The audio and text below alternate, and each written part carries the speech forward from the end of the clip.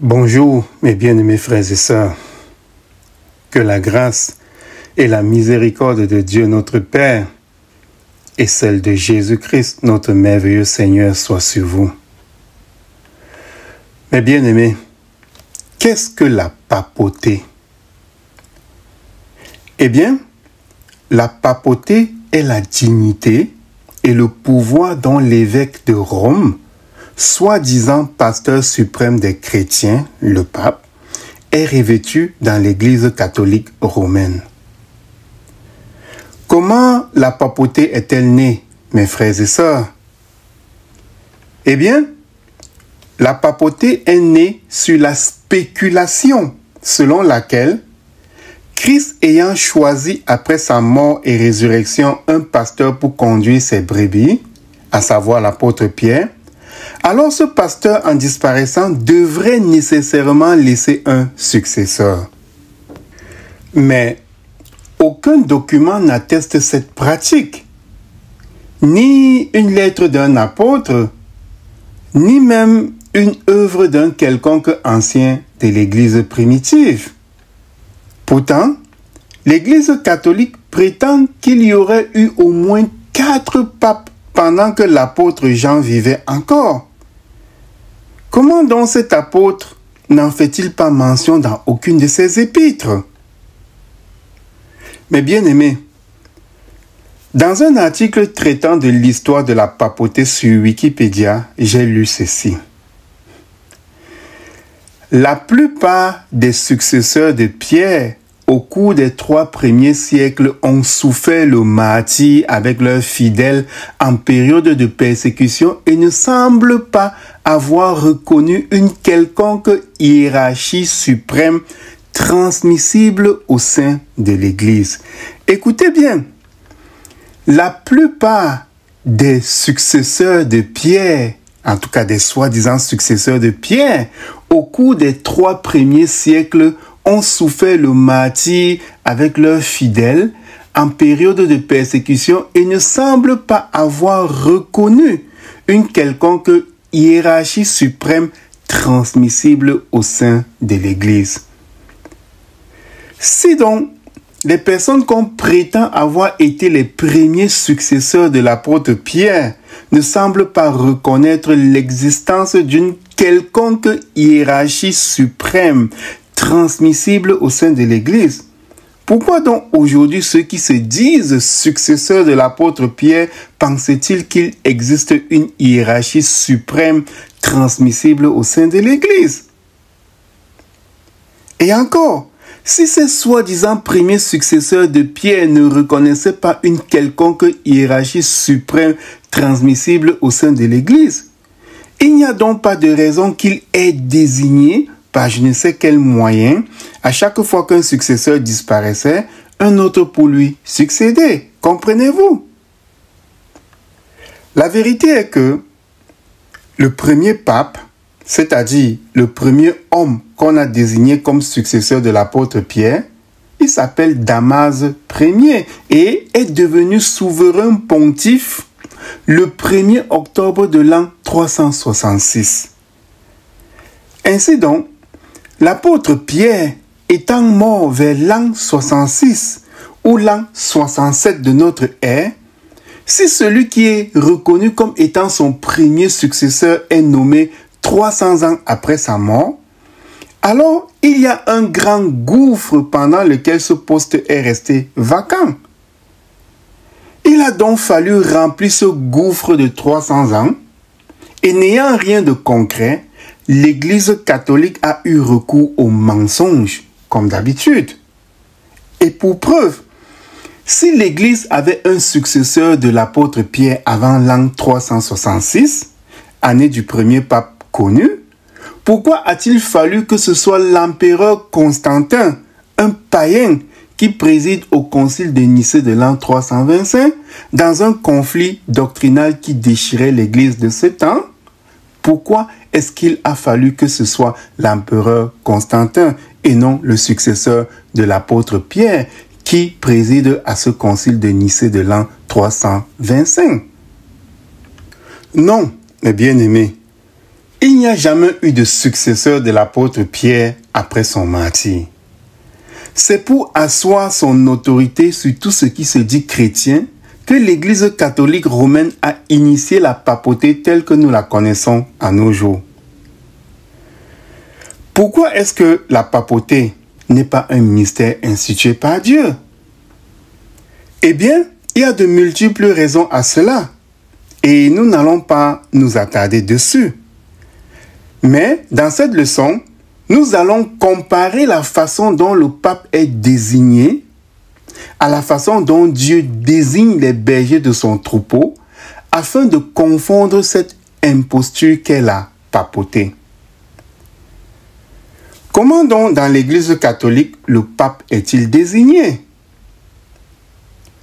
Eh bien, le pape est désigné par un cérémonial qu'on appelle le conclave. C'est quoi le conclave, mes frères et sœurs? Et comment se déroule-t-il?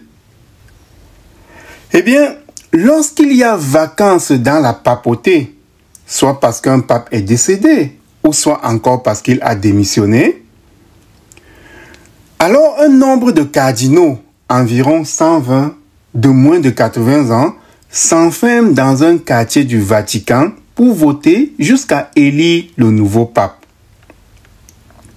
L'élection doit être remportée aux 2/3 des voix des votants, sinon le scrutin recommence jusqu'à atteindre les 2/3 des voix des votants. J'ai une question pour vous, mes bien-aimés. Les vrais enfants de Dieu ne marchent-ils pas d'un même pas? Ne sont-ils plus inspirés par le même esprit? Pourquoi donc ces choix discordants pour l'élection d'un homme qui est censé diriger les brebis de Dieu? L'Éternel est-il divisé? Sinon, pourquoi cette division dans ces élections? Mes bien-aimés, en préparation de cette leçon, j'ai effectué quelques recherches sur l'histoire des élections des papes, depuis le premier pape jusqu'au successeur du pape François décédé récemment. Et je vous assure que j'ai lu des choses étranges, des choses qui te font te demander si ces croyants catholiques sont sérieux. Au tout début de la papauté, le pape se faisait élire par des chrétiens lambda et les membres du clergé. Ensuite, ils se sont dit que le chrétien lambda n'était pas digne d'élire le pape. On a donc réservé l'élection du pape aux grands laïcs et aux dignitaires cléricaux. Cherchez l'erreur par vous-même, mes frères et sœurs. Comment un laïc, une personne qui n'a rien à foutre de Dieu, va-t-il élire un berger du troupeau de Dieu? N'est-ce pas du grand n'importe quoi? Ils essayaient de faire honneur aux incroyants influents, les grands laïcs qu'on disait, tout simplement parce que cette histoire de papauté ne vient pas de Dieu. La Bible ne dit-elle pas que Dieu ne fait exception de personne? Et l'apôtre Jacques ne dénonce-t-il pas cette pratique de privilégier dans l'Église les personnes selon leur rang social? Voyez-vous que cette entreprise ne provenait pas de Dieu? Et puis, en ces temps-là, une fois le pape élu, il devait faire l'objet de l'approbation des grands princes et des empereurs. Plus concrètement, si sa tête ne plaisait pas à un prince ou à un empereur, soit il était forcé à démissionner, soit un fâcheux accident pouvait lui arriver. Il y avait aussi que, pour s'assurer qu'un évêque soit choisi pour être un pape, ces personnes influentes allaient corrompre les cardinaux votants. Voilà pourquoi l'Église catholique a décidé que les votants s'enfermeraient dans un conclave afin de faire leur choix sans influence extérieure. Mais est-ce que même cette mesure empêchait la collusion, c'est-à-dire les ententes pour privilégier un tel par rapport à un tel autre? Non. Et parfois le vote pouvait s'étendre sur une période si longue que cela devenait irritant. C'est l'exemple de l'élection du pape Grégoire X qui a duré 3 ans. Vous comprenez? Une élection qui a duré 3 ans. Imaginez le nombre de scrutins et le nombre de fois qu'ils ont voté.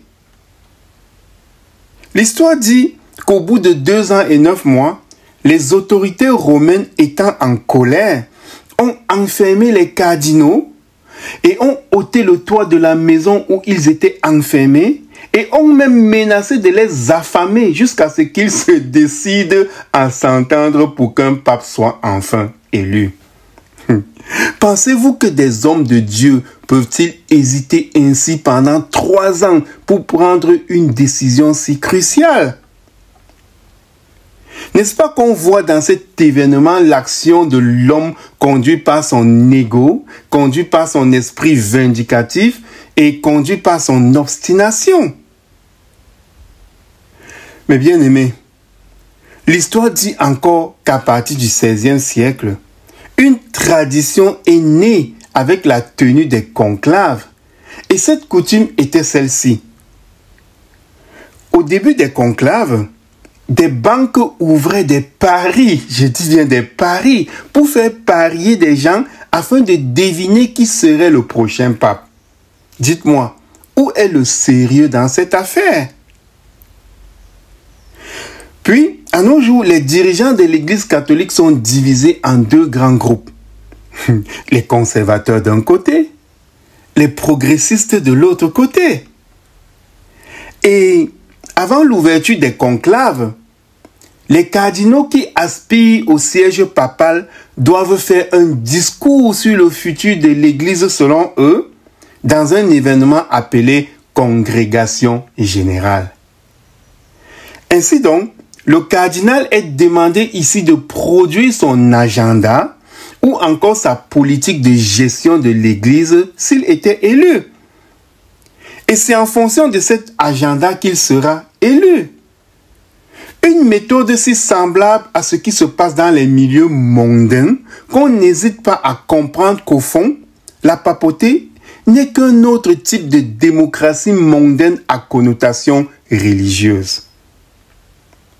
Oui, mes frères et sœurs, ce que nous venons de voir par rapport à l'histoire de la papauté et des conclaves nous dévoile un mode opératoire très similaire au mode opératoire des nations du monde. C'est dans les systèmes mondains que le peuple ou bien une catégorie de personnes influentes élisent leurs dirigeants. C'est dans les systèmes mondains qu'on retrouve la corruption dans les scrutins ou encore dans les processus électoraux.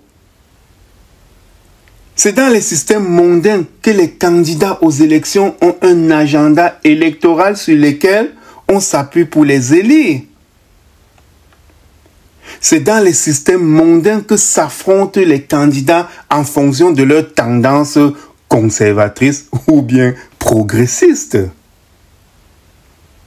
La papauté, en calquant son système de fonctionnement sur le système mondain, imite le monde. Elle aime et adopte ce qui est dans le monde. Mais que dit la parole de Dieu?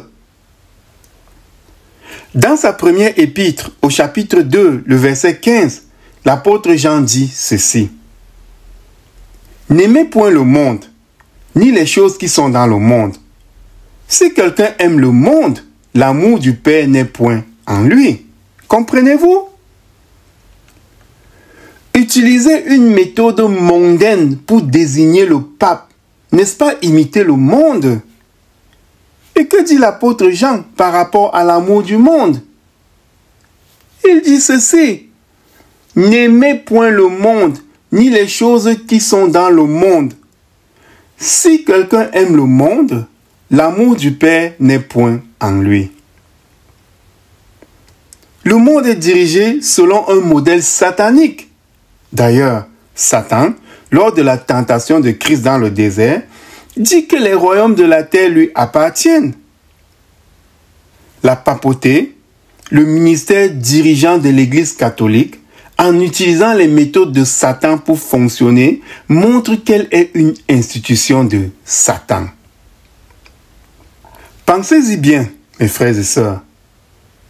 Le conclave, cet événement où on doit choisir un soi-disant berger pour le peuple de Dieu, n'est-il pas une tradition d'homme et non une initiative divine? Figurez-vous ce processus de vote qui doit être repris encore et encore, parfois à plusieurs reprises, car les cardinaux ne s'entendent pas sur qui choisir. Pareille chose peut-elle arriver si ces hommes sont de vrais hommes de Dieu?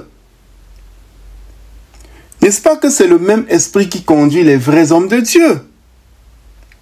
Et lorsque c'est ce même esprit qui les conduit, ne font-ils pas le même choix? Car c'est l'Esprit de Dieu qui doit insuffler le choix de Dieu à tous. Nous voyons donc que l'Esprit de Dieu n'est pas au milieu de ces hommes lors de leur conclave. Et si l'Esprit de Dieu n'est pas au milieu d'eux, alors on assiste à un vulgaire vote comme il se fait lorsque dans les nations on veut élire un dirigeant. Pensez aussi à ces discours que dans les congrégations générales, les cardinaux aspirant à la papauté doivent prononcer, discours annonçant leur agenda politique. Ainsi, les cardinaux votent le candidat dont le programme se rapproche le plus de leurs aspirations politiques, soit qu'ils sont des conservateurs, soit qu'ils sont des progressistes, ou encore soit qu'ils sont des woke. Le feu pape François, par exemple, était progressiste et faisait des compromis avec les mouvements LGBTQIA++++. Or, Dieu condamne ces choses et n'aurait jamais désigné un chef de l'Église qui se rebelle contre ses commandements. Lorsque le pape François est mort, les débats allaient bon train de savoir si son successeur allait continuer son œuvre dans le wokisme. Un langage très politiquement mondain qui relègue au loin le respect à la lettre du commandement de Dieu pour s'approcher des aspirations humanistes. Mais l'humanisme met l'homme au centre de l'univers, tandis que la foi met Dieu au centre de l'univers. Et parce qu'on recherche le bien-être de l'humain, même en piétinant le commandement de Dieu, on n'obéit plus à Dieu. Une église tournée vers l'humain au point de faire des compromis en ce qui concerne la parole de Dieu afin de favoriser l'humain n'est pas une institution de l'Éternel. C'est une synagogue de Satan. Mais bien aimés, la papauté est un ministère où des hommes élisent un soi-disant représentant du berger suprême, notre Christ, afin de tromper des crédules en ce sens qu'ils créent des ponts entre la parole de Dieu et les agendas du monde. Mais Jésus-Christ disait dans sa prière au Père, dans l'évangile de Jean au chapitre 17, que les chrétiens ne sont pas du monde. Quiconque essaye donc de réconcilier les enfants de Dieu avec le monde détruit l'œuvre de notre Seigneur et Sauveur Jésus-Christ. Ne disait-il pas que celui qui n'est pas avec lui est contre lui? Jésus-Christ a obéi aux ordres de Dieu jusqu'à sa mort au supplice. Tout ce qui est woke ou soi-disant progressiste défie l'autorité de Dieu. Un pape woke ou soi-disant progressiste est contre Jésus-Christ et par le fait même ne peut être un berger du peuple de Dieu. Maintenant, si la papauté était un ministère institué par Dieu, comment allaient être désignés les papes? Allons voir dans les Saintes Écritures ce qu'elles nous enseignent. Lorsque le Tout-Puissant veut tenir la parole qu'il a donnée à Abraham de délivrer son peuple et de marcher devant lui, il appelle Moïse du milieu du buisson en feu pour l'établir berger de son peuple d'Israël. C'est donc Dieu qui appelle et qui désigne celui qui remplit une mission spéciale pour lui. Pensez-y un peu. L'Éternel met Moïse à la tête de 600 000 Israélites et pour le soutenir dans sa tâche, il lui donne toute espèce de pouvoir. Mais le pape est à la tête de plus d'1 milliard de catholiques ou de soi-disant chrétiens. Et quel pouvoir a-t-il pour soutenir son ministère? Zéro. Même pas le parler en langue. Pensez-vous que son ministère vient de Dieu? Si oui, n'est-ce pas que Dieu serait en train de faire du 2 poids 2 mesures? Parce qu'il donne tous ses pouvoirs à Moïse pour un petit nombre de personnes et ne peut pas en donner au pape pour un grand nombre de personnes. Comprenez-vous cela? Mais bien aimés, à la mort de Moïse, n'y avait-il pas en Israël 2 candidats à sa succession qui avaient fait preuve de courage, de foi et de rassemblement du peuple, à savoir Josué et Caleb? Le peuple d'Israël ou même les 72 anciens, bien que revêtus de l'Esprit de Dieu, est-ce qu'ils ont décidé d'organiser un conclave pour remplacer Moïse? Non. N'est-ce pas que dans le livre des Nombres, au chapitre 27, les versets 15 à 23, on voit l'Éternel choisir lui-même un successeur à Moïse. On le voit choisir Josué. Et plus tard, au fil des années de marche avec Israël, on verra l'Éternel choisir ceux et celles qui vont juger Israël. Et même lorsque le peuple décide de mettre à sa tête un roi, c'est encore Dieu, par le prophète Samuel, qui va choisir cet homme, savoir le roi Saül. Et après la désobéissance de Saül, Dieu fait oindre David pour roi. Ainsi de suite, après David, l'Éternel fait oindre au milieu de la multitude de ses fils, dont des fils du roi, Salomon, pour lui succéder. Et à ce dernier, il donna une sagesse que seul Jésus-Christ, lors de son avènement, surpassa. Non, le peuple d'Israël ne votait pas ses dirigeants, ni même ses prophètes, car lorsque l'Éternel veut enlever Élie, le prophète, on peut voir le Seigneur dire ceci à son prophète. Tu oindras aussi Jéhu, fils de Nimshi, pour roi d'Israël, et tu oindras Élisée. On le voit choisir Élisée, fils de Shaphat, d'Abel Méhola, pour prophète à ta place. On peut lire ceci dans le premier livre des rois, au chapitre 19, le verset 16. Voyez-vous, aucun vote. Dieu choisit et c'est tout. Au temps de notre Seigneur Jésus-Christ, nous le voyons qui choisit Pierre pour paître ses brebis. Et après l'avoir choisi, il lui annonce la mort par laquelle il le glorifiera. Comprenez-vous? Comprenez-vous qu'être berger de Dieu peut mener à la mort? Mais savez-vous ce que fait le pape une fois qu'il a été élu?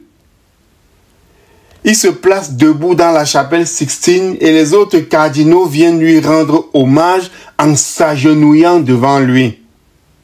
L'apôtre Pierre aurait-il fait cela?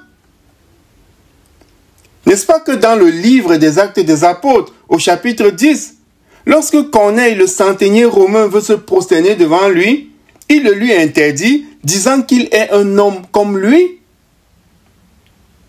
Et à plusieurs endroits ainsi dans la Bible, l'Éternel nous montre que ce sont les imposteurs qui s'octroient les honneurs réservés à Dieu seul. Pierre était humble. Il n'a jamais considéré sa position comme étant celle d'un ministre privilégié, une position transmissible à sa mort. Et même si sa position était transmissible, il savait que c'est Dieu qui lui choisirait un successeur. Aucun besoin donc d'organiser des élections pour le faire. En conclusion donc, mes bien-aimés frères et sœurs, la papauté est la dignité et le pouvoir dont l'évêque de Rome, soi-disant pasteur suprême des chrétiens, le pape, est revêtu dans l'Église catholique romaine. La papauté est née sur la spéculation selon laquelle Christ ayant choisi après sa mort et résurrection un pasteur pour conduire ses brebis, à savoir l'apôtre Pierre, alors ce pasteur en disparaissant devrait nécessairement laisser un successeur. Mais aucun document n'atteste cette pratique. Ni une lettre d'un apôtre, ni même une œuvre d'un quelconque ancien de l'Église primitive. Pourtant, l'Église catholique prétend qu'il y aurait eu au moins 4 papes pendant que l'apôtre Jean vivait encore. Mais tout ceci n'est que pure spéculation, car l'apôtre Jean n'en fait pas mention dans aucune de ses épîtres. Le pape n'est pas un ministre de Dieu. Il n'est que le chef d'une institution mondaine qui se donne une mission religieuse. Voilà pourquoi le Vatican est tellement en adéquation avec les gouvernements du monde. Dieu a toujours choisi lui-même les personnes qui vont paître son troupeau. Le souverain sacrificateur, chef spirituel du peuple d'Israël, venait de la famille d'Aaron et la succession se faisait par naissance selon la prééminence. Les prophètes, les rois, etc. étaient aussi choisis par l'Éternel lui-même. Dans l'histoire des Saintes Écritures, aucun conclave humain n'a désigné un berger du troupeau de Dieu. Pourquoi commencerait-il aujourd'hui? Pourquoi commencerait-il maintenant? La papauté n'est pas un ministère institué par Dieu. C'est un canular mondain, un pot de lait malsain où vont s'abreuver les hommes que Dieu a frappés de cécité. Le conclave, c'est-à-dire le processus selon lequel on désigne les papes, étant un scrutin où ce sont des hommes qui décident qui va être pape, alors la papauté n'est rien d'autre qu'un ministère qui ressemble à tous ces ministères des gouvernements mondains.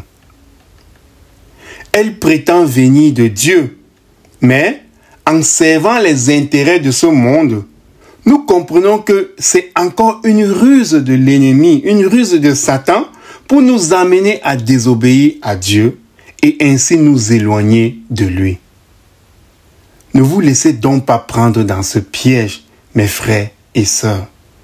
La papauté n'est pas un ministère divin et le conclave est une preuve que ce ministère est un ministère humain et non un ministère divin, car ce sont des hommes qui choisissent leur pape et non Dieu. Soyez bénis, mes bien-aimés frères et sœurs.